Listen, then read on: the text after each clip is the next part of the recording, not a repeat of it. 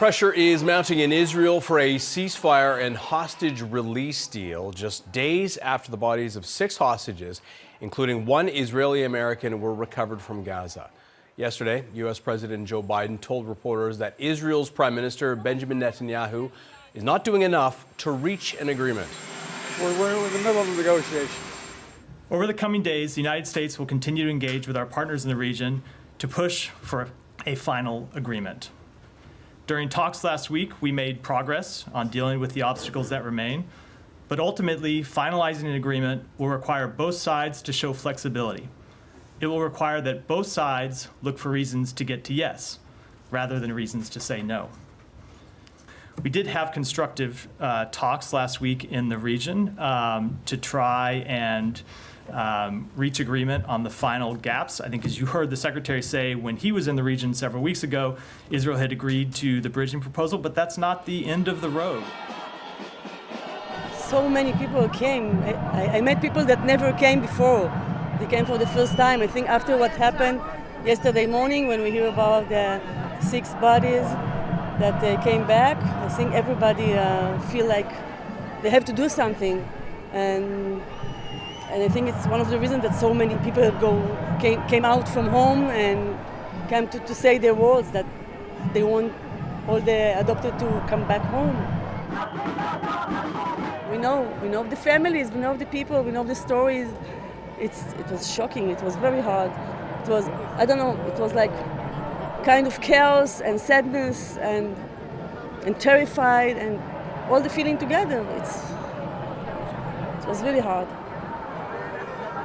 The government of Israel is a threat to the world peace. It's a dictatorship run by one-man show, and Israel has 200 nuclear armament.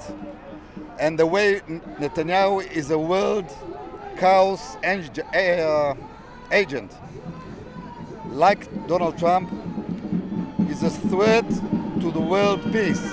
He doesn't care about the hostages.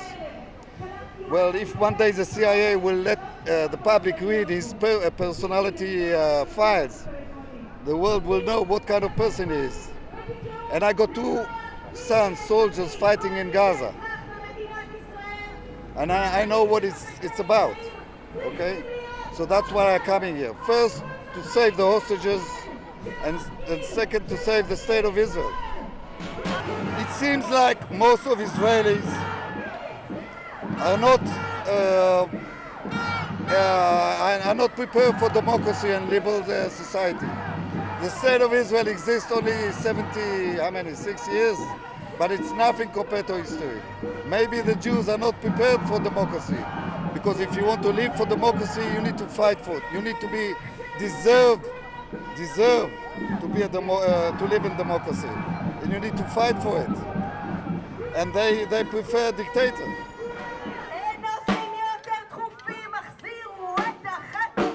נתניהו לא מבין שאחרי 7 באוקטובר הכל השתנה?